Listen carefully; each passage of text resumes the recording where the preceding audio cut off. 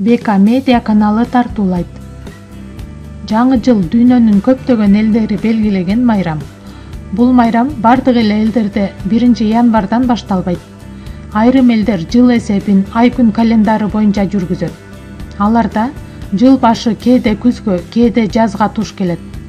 Кээ бир өлкөлөрдө кар эрип, талаа жумуштары башталып, бактар гүлдөп, бүрдөй баштаган жаздын март айында жаңы жыл келди деп эсептешчү.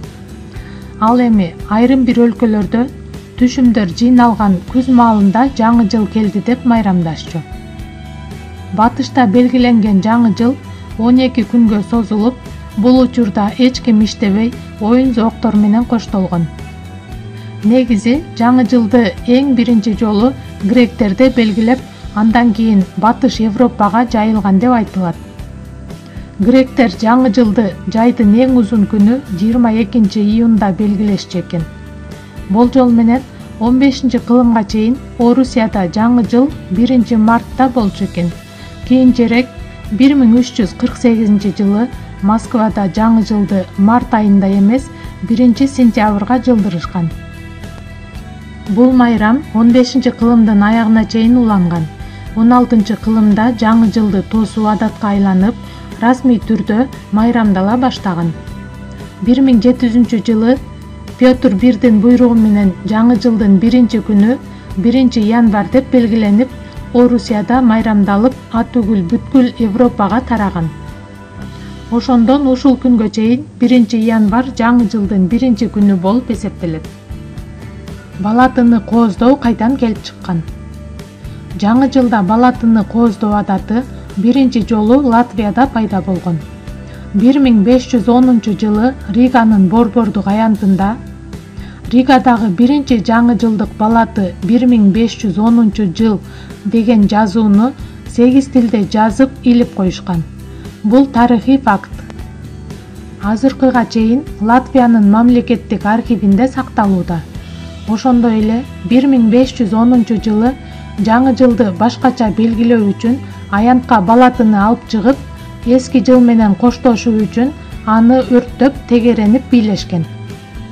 Ал эми немистердин дин кызматкери Мартин Лютер 1513 жылы асмандан балатыга түшкөн кооз карларды көрүп, абдан суктанган.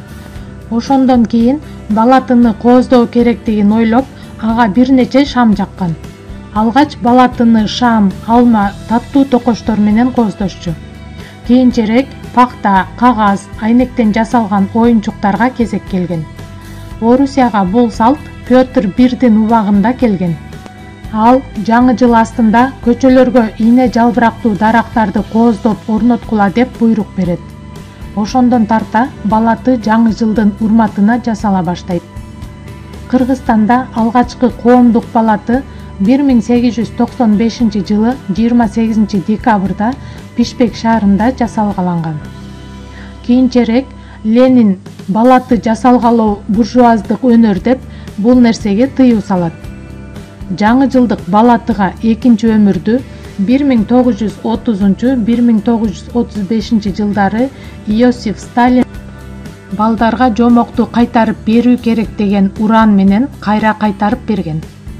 1947 жылдан тарта 1 январь расмий түрдө календардагы кызыл күнгө айланган. Аяз ата менен Аяз кызды кимдер ойлоп тапкан? Алгач жарыкка Аяз ата келген. Айрым өлкөлөрдө аны эргежээлден келип чыккан дешсе, айрымдары оюнчук саткан чалдын образынан жаралганын айтышат.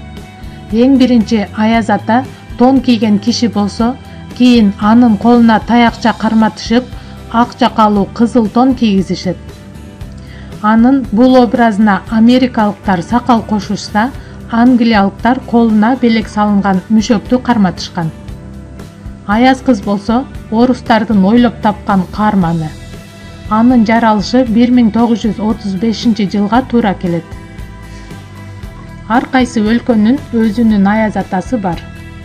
Кыргызстанда Аяз ата, Англияда Фазе Крисмас, Швецияда Юль Томтен, Финляндияда Жулупукки, Кытайда Дунче Лао Рен, Италияда Ла Бефана, Түркияда Ноэль Баба, АКШда Санта Клаус, ал эми Орусияда Дед Мороз деп аталат.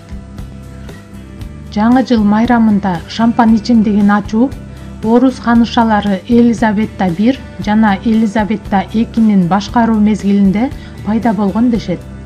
Алардын 15 000ден ашык адамдын катышуусунда уюштурган жаңы жылдык кечелери тууралуу көп айтылат.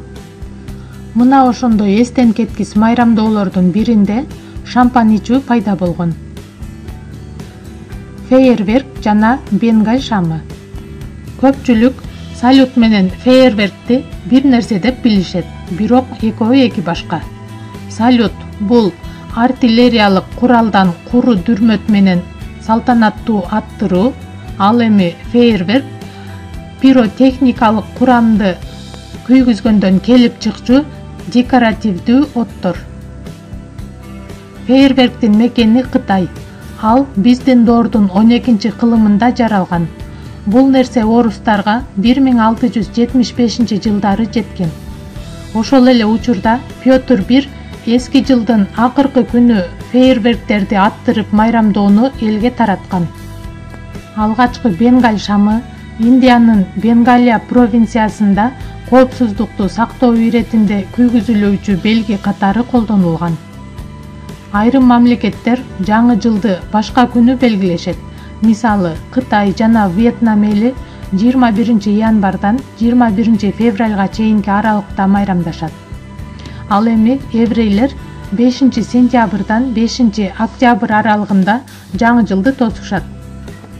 Иран календары боюнча жашаган мамлекеттерде жаңы жыл 21-22 март күндөрү келсе, бангладештиктер 14 апрелди жылдын жаңырган күнү катары белгилешет. Жер жүзүндөгү мамлекеттердин бул майрамга болгон мамилеси канчалык түрдүү болбосун, баары бир расмий түрдө 1 январдан тартып, кийинки жылдын саналышы башталат.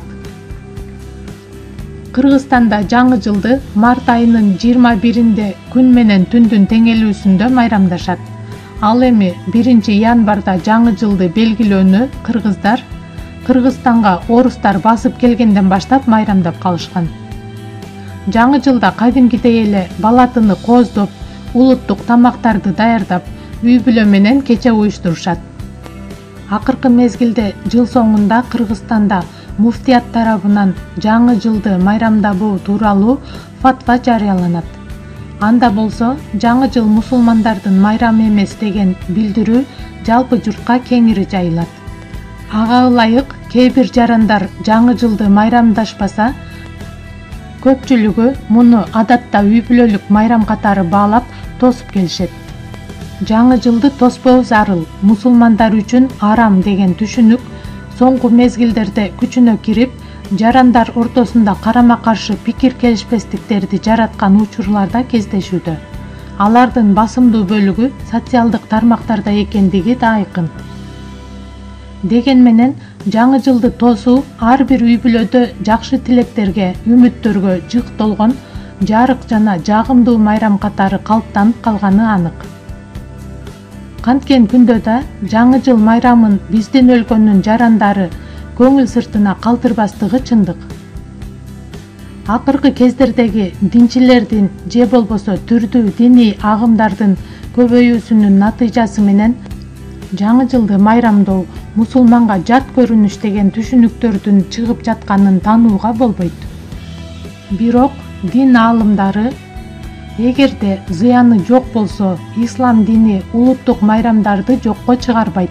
Элдин каалоосуна кийлигишүү туура эмес, болгону ашыкча ысырап кылуу, туура жолдон чыгууга шарият жол бербейт деп билдирип келишет. Жалпылап алганда, мындагы майрамда көптөгөн акчалар сарпталып ысырап болду дегени менен, тууган урук, достор бири-бирин зыярат кылып, жаңы жылдын келишине кубанып, эски жылдагы окуяларга сар эсеп салышып, жакшы күндөрүн эстешет. Маанайлары дайымкыдан көтөрүңкү болуп, кайгыларын аз да болсо артка ташташат. Демек, фейерверк менен ичимдиктерди колдонбосо, аларды эске албаганда, бул майрамды майрамдоону кайсы бир деңгээлде арам деп атоого мүмкүнчүлүк жок. Андан улам элибиздеги бири-бириңдин пикириңди кадырла, анткени ар кимдин өз чындыгы бар деген улуу сөздү кармануу менен аз күндүк өмүрдө өз каалообуздун негизинде жамандыктан алыс болуп, сыйлашып жашоону жараткан ар бир пендесине насип эткен болсун. А сиз жаңы жылды майрамдайсызбы? Жаңы жылга болгон көз карашыңыз, ой пикириңиз кандай? Бул боюнча комментарияга жазып калтырып кетсеңиздер болот. Ошондой эле биздин каналга катталып, лайк басканды унутпаңыздар. Көңүл бурганыңыз үчүн чоң рахмат.